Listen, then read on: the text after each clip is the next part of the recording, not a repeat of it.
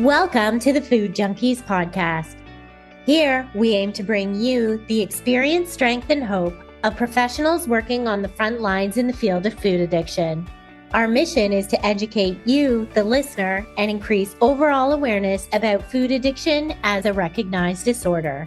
Here, we discuss all things recovery, exploring the many pathways people take towards abstinence in order to achieve a health-forward lifestyle. We hope to inspire you to thrive rather than just survive. So stay positive, make a change for yourself, and share your journey with others. And hopefully the message will spread. Hey there, Food Junkies listeners. Today on the Food Junkies podcast, we're joined by someone who is rewriting the future of cancer care. Dr. Nasha Winters is a global leader in integrative oncology, best-selling author, and the force behind major advances in metabolic cancer treatment, clinician training, and regenerative medical systems. We first met Nasha briefly in London and knew we needed more time with her. In this episode, she shares the personal story that shaped her mission, from years of dismissed symptoms to facing end-stage ovarian cancer at 19, and how that experience transformed the way she sees the body, illness, and healing. We dive into the metabolic roots of cancer, the impact of ultra-processed foods, and why these foods don't just starve our cells, they starve our sovereignty. Nasha breaks down how ultra-processed foods hijack decision-making, disrupt the terrain, and fuel the emotional cycle so many people find themselves in. She also offers clear, doable starting points for people struggling with food addiction, emotional eating, or food insecurity. It's sharp, it's compassionate, it's packed with wisdom, and it's a conversation we're thrilled to share. Let's get into it.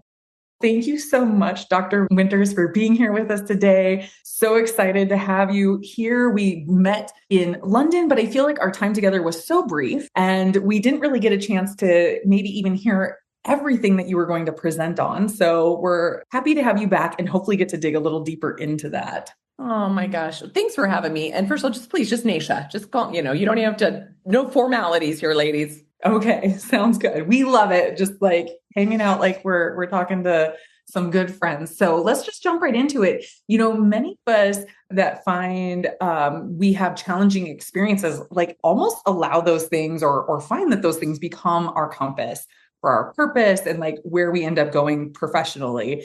And so we're we're absolutely very interested in how your personal story of illness and healing, more importantly, really shaped your professional mission and informed the compassion and curiosity you bring to your work today. So would you be willing to share a little bit of that personal experience with us? Absolutely. No, first of all, I appreciate it. I appreciate the honor of being here with you. I did appreciate our very limited one-on-ones, but you two were rock stars. Like, it was really fun to see you in action at this really amazing conference in the UK. And one of the things that struck me about the UK and is preempting this conversation is all of the pain to purpose stories of all of the presenters that were up there. Like, that just blew my socks away because I work in the field of oncology of cancer. And so I sometimes feel like I just have my own little bubble wrap around me.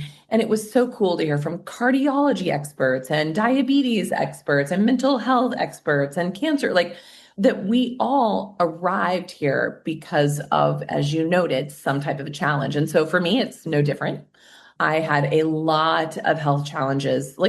At the time, so in this little moment here, I don't even know if I knew what health was until after an extreme situation, because it was like that frog that gets put into boiling water, but it has to puts it in cold and it slowly heats up.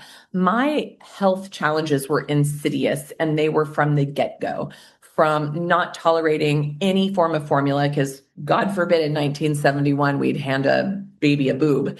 And so that wasn't happening in my generation where I was growing up.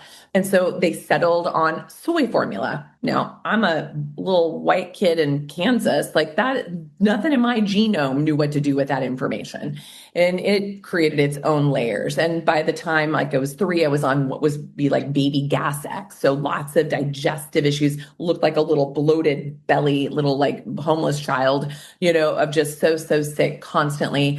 I started my period when I was 9 years old. No one seemed to question it. No one, including my mom or my pediatrician, was concerned that I pooped once a month. In fact, they told my mom, that's normal. That's just her pattern. So everything I was experiencing was normalized. So talk about ultimate gaslighting. I was was like the OG of gaslighting, right? And so that fast forward up to by the time I was 11, I was on birth control pills to deal with the unbelievable endometriosis and polycystic ovarian syndrome patterns.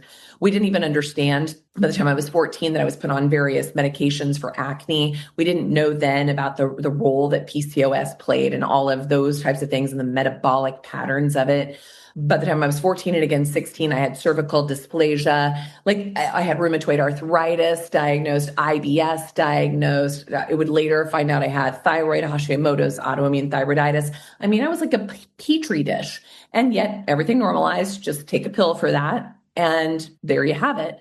So it probably shouldn't come as a surprise that I'm 19 years old. The summer before my sophomore year in college, I'm in and out of the emergency room almost every week, just saying something's different, something's really wrong. And they just kept telling me I was a histrionic drug-seeking teenager, right? And so talk about being gaslit again by the medical industry. And so by the time my roommate came home one night and found me unconscious, got me up enough to get me to a car and rushed me to the emergency room, I had a different doctor on hand that night, took one look at me and realized they had been missing the ball for some time. And long story short, it would take a few weeks to get the final diagnosis, but I was diagnosed with end-stage ovarian cancer at the age of 19, soon to be 20. That's where it began. And they told me I was too sick. I had 100% bowel blockage. I had end-stage organ failure. I had metastasis in my liver and spread like a blanket throughout my entire pelvic and abdominal cavity. I had fluid buildup in my belly, known as malignant ascites. I had fluid buildup in my lungs and around my heart. I had oxygen levels in the 70s. I was severely malnourished, as something known as cachexia or sarcopenia. And they told me I had about 3 months to live. But as a medical doctor now, as a doctor looking back now, I didn't have 3 days to live. And so they told me that a single dose of chemo was out of the question, that would shut down my organs and I would die. They told me surgery was out of the mix. I was too weak to even do that. There was no radiation for the type of treatment that I needed. That wasn't part of any of the treatments at that time. So those were the choices in 1991. And so I was sent home to die. And I didn't expect to live. I didn't expect to fight it. There was no Dr. Google. There was nothing out there. But what I did want to know is I wanted to know why. I was wanting to understand the why of this as I was working my way out of this plane. And the accidents that would follow that have led to me having a conversation with you here today, 34 years later. I just celebrated 34 years on October 21st of 2025. Thank you. Has been my life's work. And first it started out for me, and then it started out for helping others. And then I learned more to apply to myself and then to others. And it's been like a leapfrog process ever since. Thank you so much for sharing your story. And, so many people that Molly and I work with, and the constant invalidation of not being listened to and people not like hearing, I'm telling you, these are my symptoms. It's like the chronic invalidation, it just does so much as well, I think, to our mental health as well as our physical health. I appreciate you pointing that out, because that was just as devastating as the physical symptomology and the physical pain I was going through at the time, for sure. Yeah. So you have said that cancer taught you to see the body not as a battlefield, but as an ecosystem. And when you look back now, what was the first terrain insight that truly changed how you practice medicine? Gosh, well, I think I could probably say this to your tribe now, but so I'm pre-med at this time. When I get sick, I am full on committed to going to standard of care medical school, very straight laced, very scientific, nothing esoteric or woo woo about me, no understanding of that, raised in a very conservative state, conservative environment, no understanding, nothing. In 1991, right? We weren't talking about these things. And after I realized I was very, very sick, I had an experience, and I'll tell you this because I'm pretty sure this also changed my process in a big way. There were two things that were very, very instrumental in why I think we're here today and what changed my mind. The first one is because of that 100% bowel blockage, I couldn't eat. Okay. And knowing what we now know about PCOS, we can go, well, she was pretty metabolically deranged, and all the different medications and different things I'd been on added to that burden. Even though I was very physically active, I was a volleyball player, the whole bit, I could keep I could look good on the outside, but everything was a hot mess on the inside. Right. So I got a cat here that's decided to join our show. Like why? Why now? And so for that, like no one would look at me and think diabetic, right? But I, in essence, was, as I started to learn. And with the PCOS process, we know that is like basically diabetes of the entire endocrine system. So I think that bowel blockage gave my body time to stop, to pause, and to implement our oldest, most studied therapy in cancer treatment, but also chronic illness treatment and prevention of disease, which is fasting. And so that was an accident that led to 2.5 months of me not eating, which slowly dried up the ascites after having multiple drains. It started coming back slower and slower the deeper I got into my fast. The pain I was having, I could take more and more sips of water and fluids and herbal teas versus nothing in the beginning. It would take me about 2.5 months before I could go beyond broths into that moment. And so it was something that I think was the metabolic reset that my body needed. But what happened also in the midst of that was a psychological reset, which was more of when you're told that you're going to die and you're 19 years old and you've been gaslit your whole life and you've had a ton of trauma, there's a moment that it was an opportunity for me to leave, to check out a bit martyrish like, right? Let's just be honest, right? So I was kind of like, well, that's a sexier way to go than taking care of it myself. And so in that, I was a bit self-sabotaging. And so I had an opportunity to take some mushrooms and I didn't know anything about it. Again, 1991, no Michael Pollan, no one talking about this, no one doing clinical trials at Hopkins, right? And I went with a group of guys that I did not know, talk about reckless and crazy, but I worked with them. So I somewhat knew them. And they said, yeah, we eat, you eat these. Well, they're over chatting and they hand me a baggie and I eat the whole thing, not knowing that they meant no, you eat them, but not all of them. And so they turn around to realize I got like a stem hanging out my mouth and I'm lost. And I wasn't eating them at that time because I couldn't swallow because I had the blockage, but I chomped on them. So I had like a mouth, like a pouch, like a chipmunk. And the look on their face, gals, I was like, uh-oh, like I knew something was wrong. And then I thought it was fine because it felt like an hour goes by, nothing's going on. Well, let's just fast forward to the fact that my life will never be the same again after that experience because I ended up probably ingesting somewhere between 8 and 10 grams of psilocybin that night without knowing anything about it. And that wasn't even swallowing it. That was just chomping on it in my mouth. And so that prospect, what that happened is that changed my mind, literally. It rewired so much for me. And that suddenly I saw hope. I saw a new way of being in the world. I saw opportunity. I had a different perspective and I found a will to live. And I was also given the gift of looking at my own death in that process and not having any fear about it. So I completely surrender to what will happen, but I am certainly going to live the F out of life until that last moment and figure out why this is happening and maybe figure out a few things along the way and maybe leave a few messages along the way. So when I go, someone else might be able to carry it forward. That was it, gals. That was it. And so that was the moments that I started then looking differently through a different lens, because in that moment of that experience, I knew that cancer was not just a genetic disease. I had a lot of genetics that I would later learn about, but that was not where it started. It started on so many other pieces. And in my journey, if you will, I was given this vision of understanding that we are connected to everything. You cannot separate us from the inside out. The nature within us is in relation with the nature out of us. And we are just an ecosystem morphing and melding with another ecosystem around us. And it was impossible, as it still is today, to unknow that information. Oh, you're speaking our language. We are good. psilocybin fans. Oh, good. Oh, yeah. We are fans of psilocybin as a medicine for all of that. We'll have to chat later about our experiences. Yes. We've never done 8 grams at one time. I did not intend that. So for the listeners, please, thank you. We should probably disclaimer the heck out of that one. Like, do not do. That's not typical for sure. The hero dose is usually 5 grams, and that's really like a high dose journey. So, Nasha was going next level high dose journey. Right.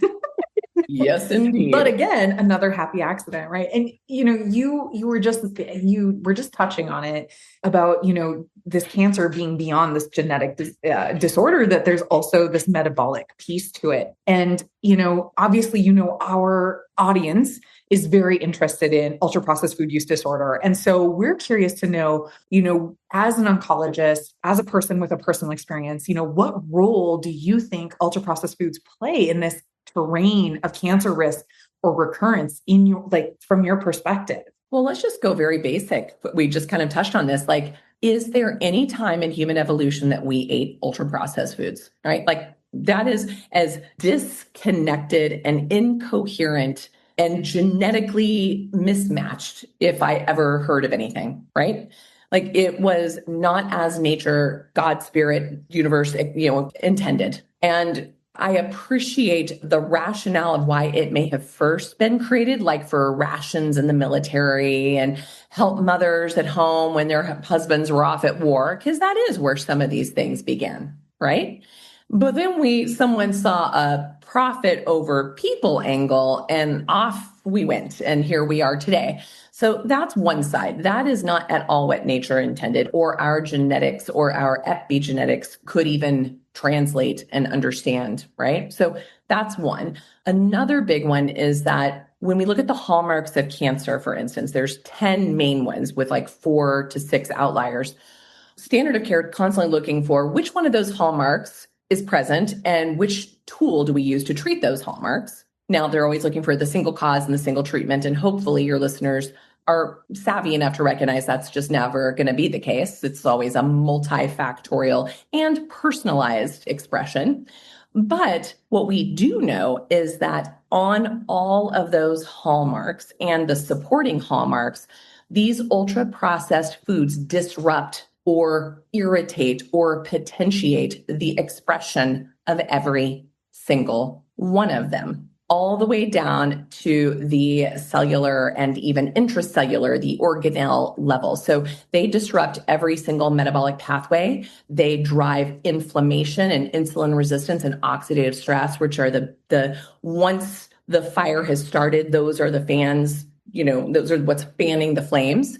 They starve the mitochondria and push it to go into an old evolutionary survival mechanism, which becomes even more fuel dependent on glucose than on quality fats.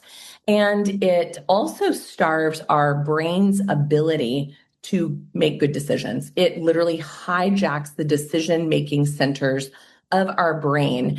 And so when you're in such duress with a chronic illness, discomfort, cancer, facing your mortality, and your brain has been hijacked, it's a challenge to want to reach for the stalk of broccoli over the Oreo cookie, right? And so we tend to then self-soothe and think, I deserve this. And how sad that we say things like that. I deserve this, which also speaks volumes to the emotional and energetic fracture of that being that thinks they deserve poison. It's such an incoherent process for me. So those are the things when we look at that, the cancer terrain, what keeps the cancer terrain happy are things like ultra processed foods and the reasons we might emotionally reach for them. Right. Are there particular ones that you find extra concerning? Like, we hear a lot about seed oils, or some of these diet products and there's lots of like healthy, right? Protein bars, healthy processed foods. So are there ones that you particularly in oncology are most concerned about? Well, of course, it's going to aggravate and irritate to cause inflammation, which is the gamut. So like gluten is not something we want any of our patients dealing with cancer, even a quality gluten, because gluten by its own nature, even if you're not celiac, is an irritant to the and impacts the lipopolysaccharides in the gut and the junctions of the gut across the board. So when someone's in a vulnerable state, you don't want to add more insult to injury. But that's, whether it's processed or not, that one's one. But then you get deeper in. And when we get more processed, we also have more biochemical steps that take us further and further from the origin of what that food was supposed to be. And as such, we add in a lot of chemical input. And the chemical input could be seed oils, but some of the biggest ones are emulsifiers, which are nasty grams on the GI tract. And we'll talk about why this is such a big deal, because people often don't equate GI issues with cancer, but I'll explain why here in a moment, as well as various preservatives, which have absolute carcinogen ranking through third-party research agencies like IARC that will qualify things like seed oils, like emulsifiers, like things like carrageenan, some of the various algyls, that are used as thickening agents or emulsifying agents or binders. Those by themselves individually, even IARC has. I have a big slide that I usually show at conferences. And many of these things we're eating every single day if you're eating ultra processed foods. And you're not getting one, you're getting a collection. They never just have one, they've got a collection of things. We've never done a single study that shows how they interface with each other. So we don't know if it's a 1 + 1 = 2 or a 1 + 1 = 20 effect. We just don't know. But I suspect it's more of an additive, a cumulative, and an expansive effect. And so when we think about the microbiome and these implications, the microbiome is the heart and soul of our immune system. And our immune system is what is on surveillance to be on the lookout for things that have gone rogue, right? And if the microbiome is not working, if it's not properly, if not resilient and have plenty of mixed creatures, the good stuff in there, or an excess of the bad, or we've got leaky gut patterns and other things now, we do not have a good surveillance system. So all the things we can normally keep in check, we lose. So one of our best prevention strategies is removing ultra-processed foods, because you are bolstering the microbiome, the gut, the leaky gut process, and therefore the immune system to do its 3 jobs of recognize, respond, and remember. And when you have ultra-processed food in the way, that disrupts that pattern.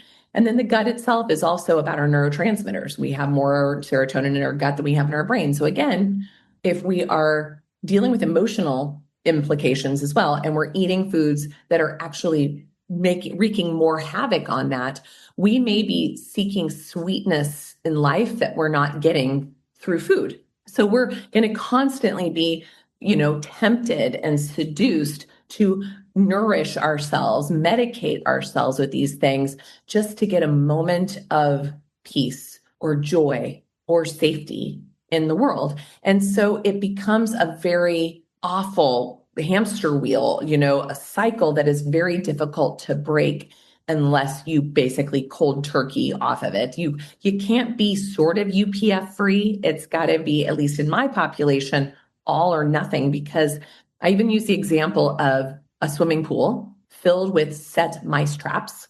And if you take a single ping pong ball and you bloop that into that swimming pool, what happens? Until the last one releases. That is like what's happening in someone who's got a very vulnerable system now. It's very out of balance, that has had even a single molecule of a known toxicant like this. Yeah. And you put it so eloquently a few moments ago, and I'm going to try to paraphrase it correctly, but you were talking about how basically cancer loves this. Cancer loves that we're putting these foods into our bodies. Cancer loves that we're emotionally eating. Cancer loves all of that. And so, you have said, ultra processed diets don't just starve our mitochondria, they also starve our sovereignty. And this is what I'm hearing you say, right? Over and over again. And so can you really unpack what metabolic sovereignty means for you, both biologically and psychologically? Because what I'm hearing you say is we need to really take a hard look at some of our choices, and we can take our power back in some kind of way. So I'm really interested to hear. Yeah. Well, I'd love to use an example because, my mom is 78 now. She was born in 1947, and she remembers the first hamburger joint, right? The first fast food joint somewhere in the 50s showing up. Growing up in Kansas, the very first, my mom worked at the very first Pizza Hut, as an example. You have to remember at that time, virtually all of our food was something we personally grew or bartered or shared among our little community, all from scratch, all of it. So these conversations around ultra processed food are really a very, it took a few years before it started to become more insidious, but a post-World War II phenomenon. And so basically those of us born before World War II could say things like, moderation and moderation. What's a little piece of cake on Sunday after church going to do to me? So, but that's the place where they could have, my grandma was famous for her chocolate sheet cake that she brought to every single family gathering, the whole bit. But that, with the white table sugar, the hand, she would mix everything, but it was still made from scratch. And so even they were slightly more processed flours and sugars, there was still a level of homemadeness and even the energetics behind it, that it was about a communal shared experience and that you'd have a little bit, but really what you were getting from that moment was the environment and the people and the community and the connection around you. That's how these things were meant to be, but it's flipped. Now, if we have to spend more than 3 minutes putting something together, we're out. If we even have to, like when we go or think about going out to eat, we're so about the ingestion of as much of that as possible to avoid the community or the family or the partner or the person that we're around, that we're now using it as a barrier versus a connector. So those are some things that have happened since World War II.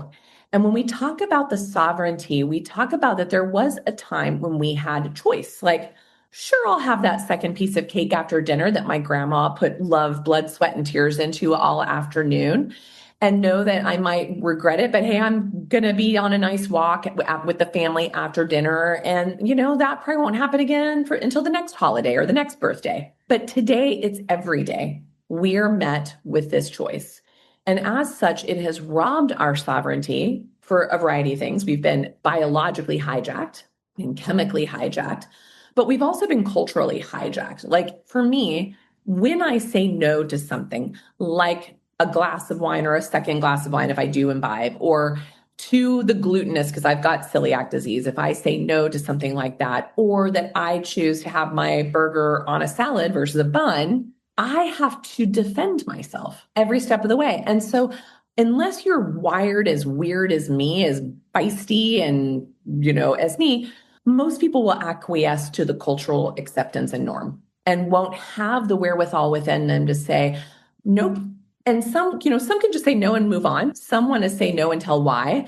Some want to preach. I've gone through all those phases in my own process and the things that I started learning, right? And I know now I just do my thing and lead by example. And if people are curious, they'll ask and then I'll share. And I go prepared to parties. I bring my own stuff. I bring even like wine is a big one. Like I bring my own because everything else is so glyphosate drenched and so heavy in sugar that I make sure I bring like a Spanish or an Italian dry farmed white wine that has 5 grams of sugar in the whole bottle versus 20 grams of sugar in a single glass. And then I know I have something to share with the community that they don't know it. It tastes the same to them, but it's bringing health. And for me, I know I can look normal within the peer group while still taking care and honoring my own needs. And I can have a treat that I bring that I know I can safely eat, but that I also know might intrigue or inspire or even motivate a few other people along the way. That's sovereignty, is knowing that every choice you make, you literally can put yourself forward or backwards at any given time. And sometimes there's bigger battles to fight, and sometimes there's ones you just don't fight. But part of learning about yourself in this process is learning when to bend and when to stay firm. Yeah, I'm hearing so much like empowerment in Yes. that as well. Yeah, I can feel empowered in my recovery, or I can be like a victim of recovery, right? And I was thinking about when you were talking about, all of the mousetraps, it was like so visual for me. And I'm like thinking about the listener, and I'm thinking, what are you saying to somebody who's feeling overwhelmed by like, whoa, everything I eat has to be perfect, or all of the mousetraps go off? Like, when they might also be someone who's struggling with food addiction or emotional eating. Like, what do you say to that person? Oh my gosh, I love that, Clarissa. That's such a powerful place because I meet that in folks all of the time. And so part of that is relational. I think as humans, and since again, I kind of alluded to this about the pre and post World War II era and where we are, especially today, in the more connected than ever in social media, yet more isolated and alone than ever. Even in the United States, at least, maybe not so much in Canada, although you're probably not too far behind. In the US, we're the only country in the world that is losing longevity. And the scientists call it the era of despair.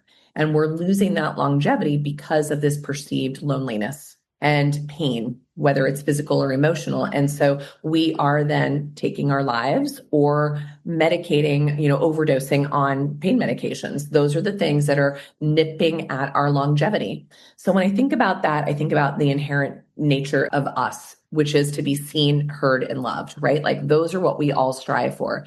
And so when I'm working with someone who's got a complex disordered eating history, a complex relationship where food was their only source of love and support and connection, we tread there very lightly. I mean, I try and find out where they are, I try and meet them there. And then I get a sense of it, like what types of things do you crave? And then let's see if we can find sort of an upgrade to that, and this is where I love, there's a lot of good cookbooks out there, but like Maria Emmerich has like a whole series of cookbooks of sort of like comfort foods. So how can we even find a way for you to still enjoy that pizza crust, but maybe it's upgraded for you?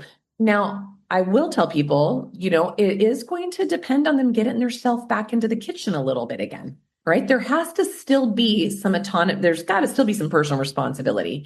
Luckily, we're in an era now where a lot of these things can be delivered in, can be ordered online, purchased and pre-made. But then we start to fall into the same pattern that has gotten us in this pickle, which is often, even those upgraded can be highly processed. And so that's the place of helping them get and turn it into something more of a creative endeavor and something to bring a friend or a spouse or a child or a grandchild in to help.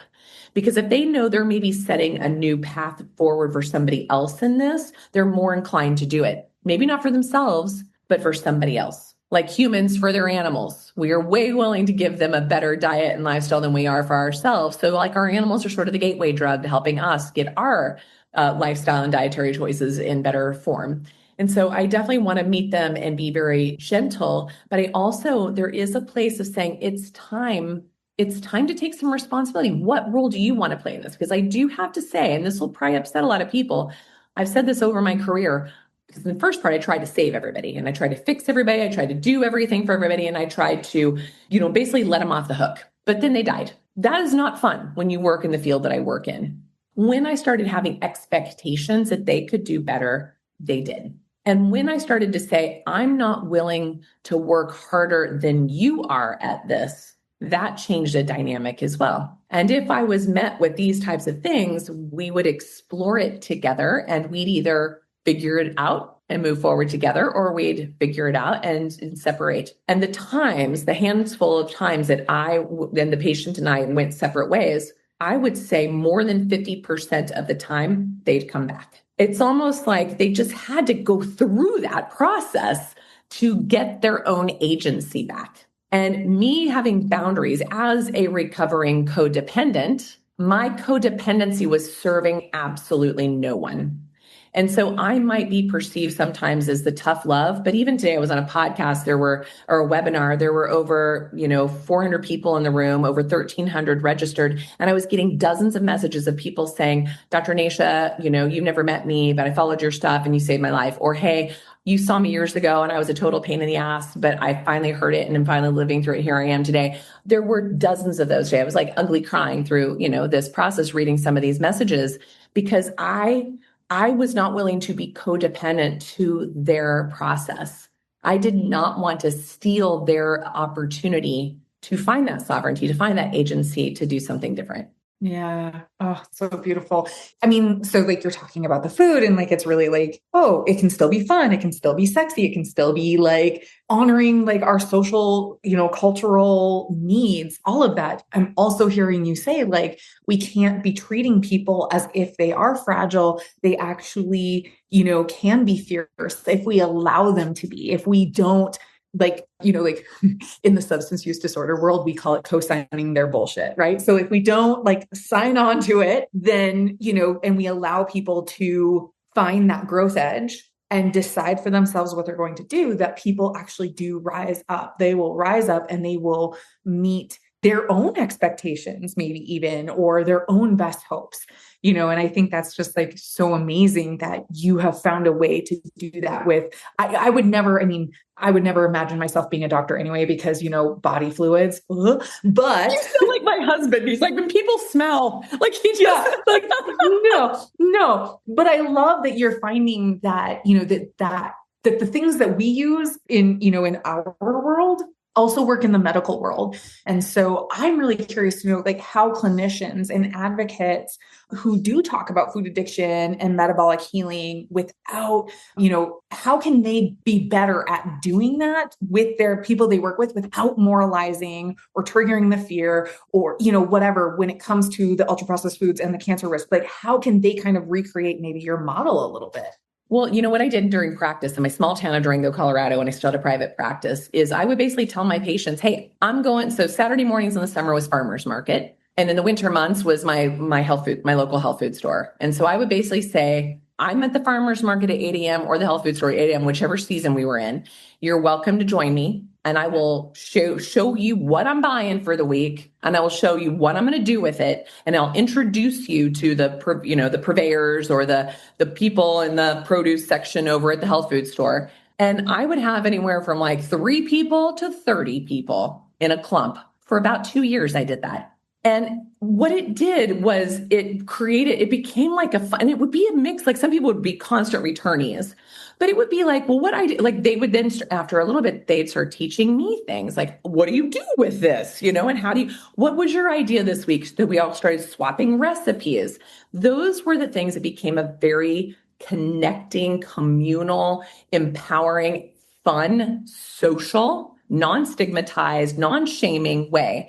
And then we'd learn, like, hang out and read labels together. And we'd be like, well, if you had this choice and this choice, which would you go for? I see that you normally eat this one, but what about giving this one a try this time? So it was like a conversation versus do this. That was one thing. The other thing I did twice a year in my community is I ran what we call spring and fall cleanses. And that could be really what it was, is about taking people back to the origins of food. So it was pretty much cleaning out the UPCs without them even knowing it, or even taking them deeper into like a fast or something else. But we would have these weekly meetups for a month, and everyone would contribute, we'd contribute, recipes, stories, Q&As, what we were doing. And we always had the last session as a potluck. And then everyone had to bring like a note card of the recipes. So you swapped recipes as well. I did that for 13 years. And there were people that did twice a year with me for all 13 of those years while I was in private practice. And it became something like I then started switching up. Like sometimes we do like, okay, we're going to do a raw food vegan month theme. We're going to do a carnivore month theme. We're going to do a intermittent fasting month theme. We're going to do, all of them had no ultra processed foods, right? So they got to experience fun food, and the connection around it.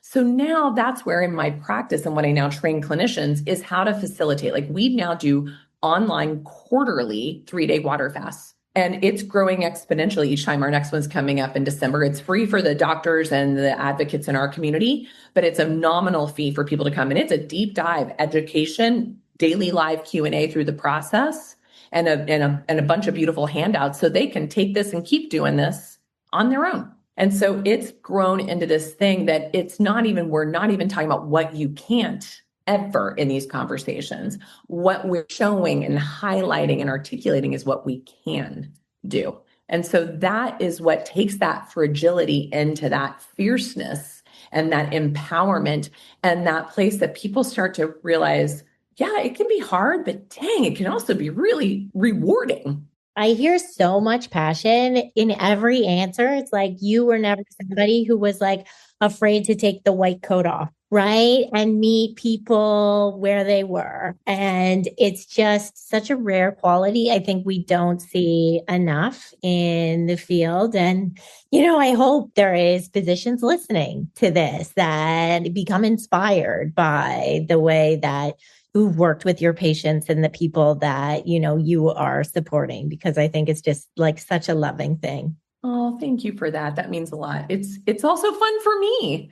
Yeah. Well, that's the passion. I mean, that's the passion, that it's not just a job for you. You can tell that in the way that you speak. I'm wondering for people who live in food deserts and food moms, because we certainly have lots of individuals who, maybe are relying on, I don't even know what's going on with SNAP in the US, but we have food banks here and indigenous communities where all we have is like it's literally a convenience store. And so for people experiencing food insecurity, what are some steps that they can start to make for metabolic repair, or like best next steps?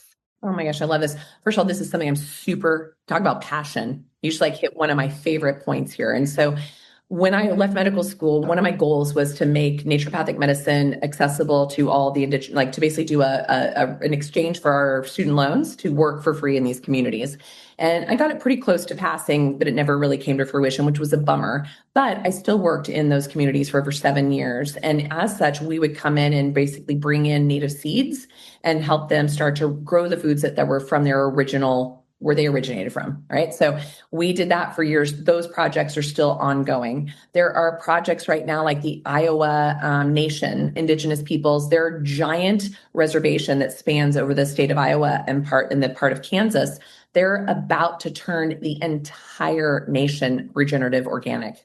And they hope to be the model for others to do the same. So talk about taking back sovereignty. Holy crap. Like that's showing it to the white man right there, right? Like that is the best thing ever. Like if you really want to piss someone off, that's what to do, because no one can tell them how to do it. They are an autonomous organization. So I'm actually putting that out there to communities. There's a really cool thing that my friend Erin Martin, she has something called Fresh RX out of Oklahoma, where she partnered doctors with farmers, and they got it covered by the medical system to give CSA boxes to a big pile of patients with type 2 diabetes.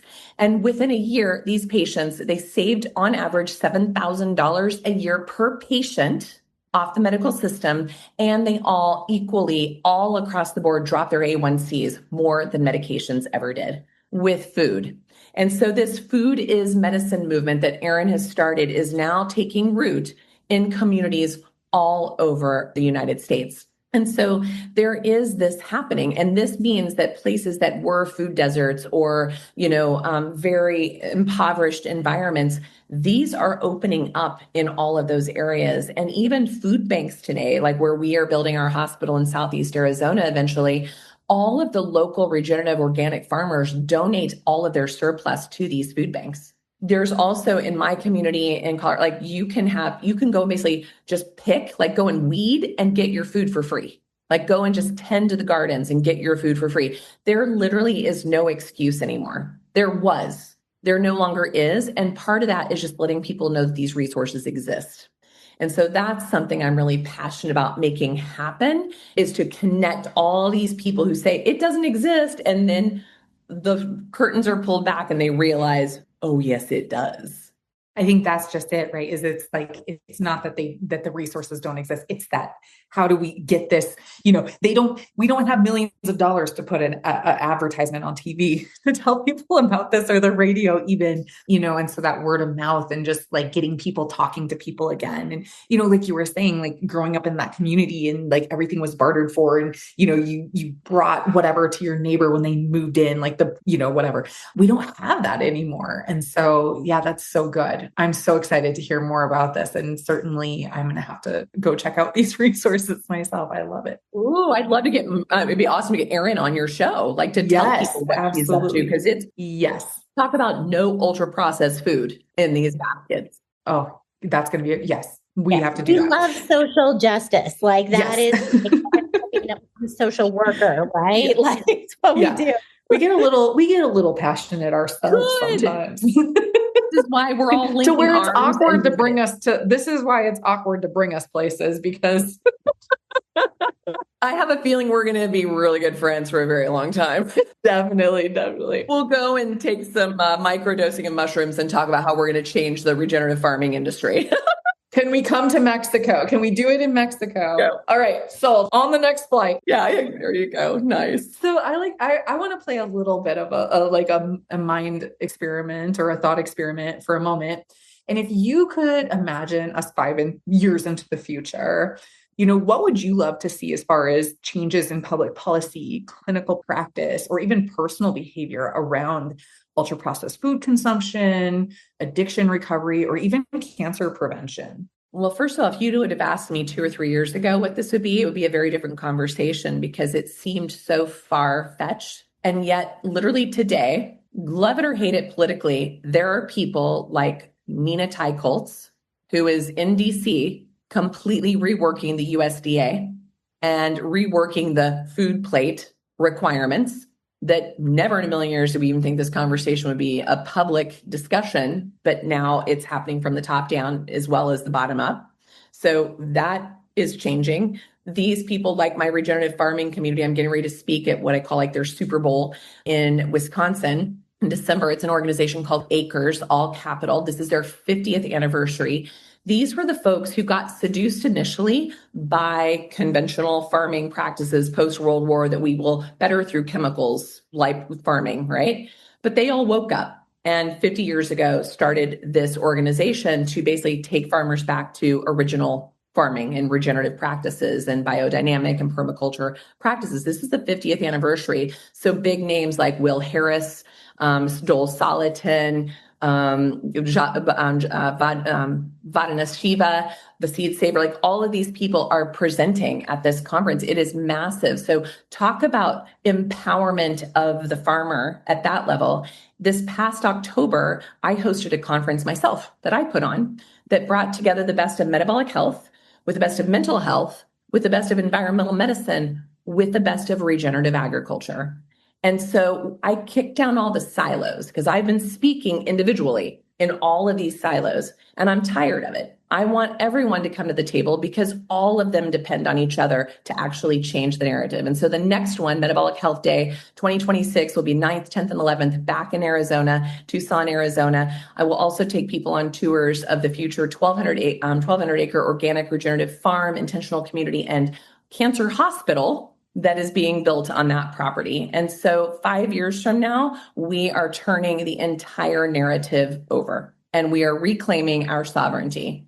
And we are going back to what nature intended within our bodies, our food systems, our education systems, and our medical systems. I love it. It's so exciting and so inspiring, like that this is actually happening and what you have found is possible, right? And I also love like noticing all the silos, right? And how like we can do so much more together versus like if we all are working towards the same thing. I think it just makes such a bigger impact overall. So if we had someone listening today who is, say, struggling with food addiction, ultra processed foods, and maybe cancer risk, what would be one thing they could do this week, that would genuinely move the needle in a better direction for them? Oh my gosh. I mean, one of the things they can do is just create some mindfulness, like not even judging, just experiencing, like maybe creating a food diary, this is what I've eaten this week. Just put it down. No judgment, just putting it there. And then notice how you feel as each day you write down what you ate. Like, did I feel charged? Did I feel depleted? Did this feel like it gave me resources that I needed to think and do what I needed to do with my day? Did I notice that I ate this way because I was feeling stressed or sad? And just awareness, like that would be a really big step, because what happens when we create that awareness is next time when we're met with it, we might say, maybe I'll take a 5-minute walk instead, or maybe I'll drink a big glass of water first and then still see if I'm craving that particular thing. Because typically these cravings, if I have a patient who's craving something, we say, start with water, big old glass of water, and see what you notice. If you're still hungry, then maybe grab something with protein, like an egg, piece of leftover meat, jerky, like a Paleo Valley jerky stick, just something, right? Some nuts if you don't, if you're in that world, just something. Wait 15 minutes. If you're still hungry, then maybe a little bit of fat, like maybe a little scoop of coconut manna or a little glug of, of olive oil or even a couple bites of olives. And then if you're still hungry, go for the UPF, like go for the food, like that. Don't beat yourself up. I'm just like, all right, I gave it my fair shot. What will happen is each time you will stop yourself before you reach for that. You will start to love yourself more than the item that you were seeking to, soothe yourself with. Yeah.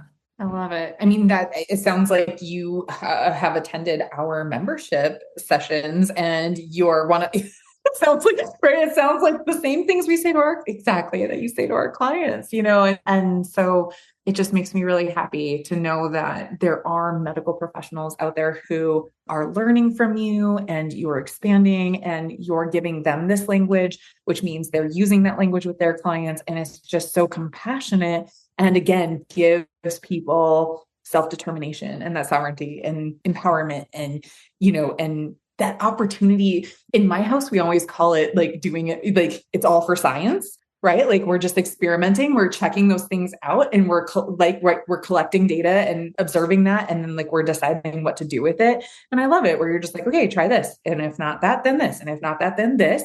And if then it's still the whatever, go for it. You gave it that fair shot. And maybe next time it will be different. But the truth is most people don't actually end up all the way at the other end because they're like, yeah, it was actually an emotional grab. And I figured that out before I ever got to that end point. And when you get a few of those wins under your belt, you become more and more fierce. Yeah. Yes, I know. I actually just walked somebody through something today, whatever, like she was like back and forth with me. And then afterwards she was like, I didn't do it. I didn't eat the thing. And I was like, oh my gosh, how do you feel? And she was like, phenomenal. Like right. And like, that is what tickles me is when somebody feels that excited for themselves of just, having that desire to not give in to the thing.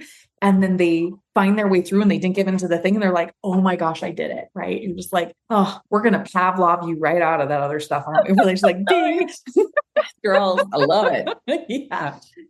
So we want to be really respectful of your time. And so just to wrap up, here with our audience listening, because I'm sure want to know what's next for you. Where can we find you?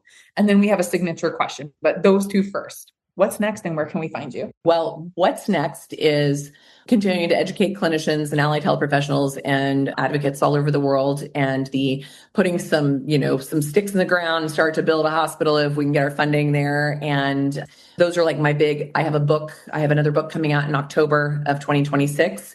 And I'm also just gearing up for the next Metabolic Health Day because this one was so overly wildly successful that I want to outdo it the next time. So it motivated me and so many others so much. So people can find me the best place, which is going to ping you into all of these offerings or all these things, is to go to drnasha.com. Follow me on social, Nasha Winters, Dr. Nasha. You'll see me in a few different places on all the socials. I also have a podcast. We need to get you ladies on that called Metabolic Matters. And so people can go and have a listen because there's a lot of great people that we likely have in common there. And so I think the conversation just continues and spreads like a little mycelium net around the universe.